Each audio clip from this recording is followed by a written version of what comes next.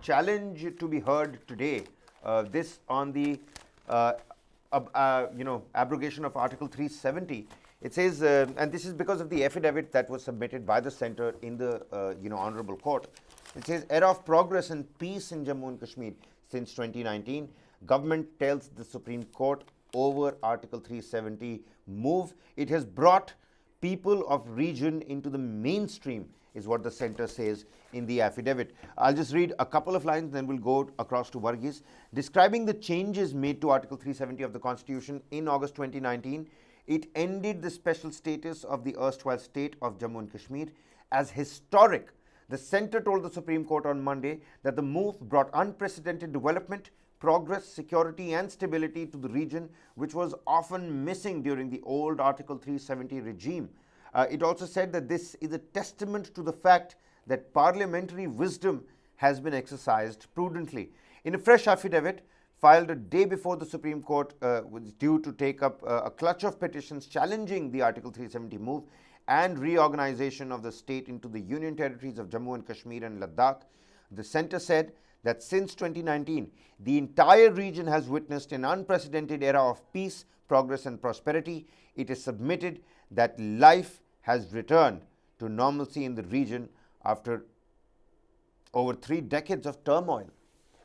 3 decades of turmoil, and this case against the abrogation of Article 370 is coming up after 3 years in the SC. And it's a 5-judge bench that is in fact looking into it as well. And this affidavit in fact comes to explain why Article 370 through parliamentary or legislative powers has been abrogated, and what it has led to in terms of development and the other factors of security in it. Of course, we know that the state of Jammu and Kashmir has now been reduced to the Union Territory of Jammu and Kashmir with a legislature, and you have the Union Territory of Ladakh without a legislature, which actually compromises the larger area of Jammu and Kashmir as seen from earlier, and Jammu and Kashmir being reduced to Jammu as well as the Kashmir regions that we have seen. But the article's move is being defended in the court, and Article 370, of course, we know that it gave some special privileges to the state of Jammu and Kashmir. Now, of course, there are two thought processes to it. One is whether does Article 370 actually integrate Jammu and Kashmir with the rest of the country, because none of the states had that kind of privileges that was assigned as in Article 370 as the state of Jammu and Kashmir. They had their own constitution, they had a larger degree of autonomy on a lot of matters, but then it was not completely integrated when there. So those who are talking about integrating the whole state of Jammu and Kashmir or the territory of Jammu and Kashmir today with the rest of the India have been advocating is that every state has integrated with the Union of India, and therefore why should Jammu and Kashmir be given a separate status and a separate privilege? In that case, the linguistic states in the south or a linguistic state like Gujarat or Odisha, all of them could demand for it. But they all are part of the integrated Indian Union, which means people can freely move through these states, they can settle in any of these states, they can look for livelihood in any of these states except for Jammu and Kashmir. So what the removal of Article 370 has done, when it looks from the government's point of view, it has integrated the state. That is why they're saying there's development that has been brought in, there's been security that has been brought in. We are talking about integration of that state and the people with the rest of the country. What happened effectively was that the integration process of Jammu and Kashmir, I belong to that group who say that the integration process of Jammu and Kashmir was not carried out in the way it should have been done, because you were given a special assurance to its through the instrument of accession, saying that it will be part of India because of these guarantees that is going to be given. Top leaders in Jammu and Kashmir are now saying that now that the delimitation process is over, calling upon the central government to carry out elections over there.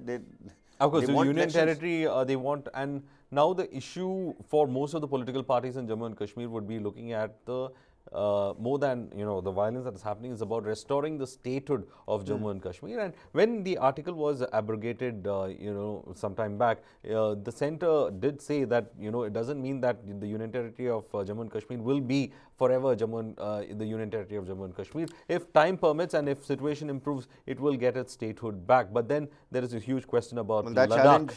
Yeah, there's a huge question about Ladakh as a union territory, whether it'll be be brought back to Jammu and Kashmir. Challenges are going to be heard today in the Supreme Court. In the affidavit, the government has already said that an era of progress and peace in Jammu and Kashmir has prevailed since 2019. The J&K constitution, just going to end with this real quickly. The move to abolish J&K constitution has been challenged because the Legislative Assembly of Jammu and Kashmir had no power under the J&K constitution to recommend any amendment to any provision of the Constitution of India.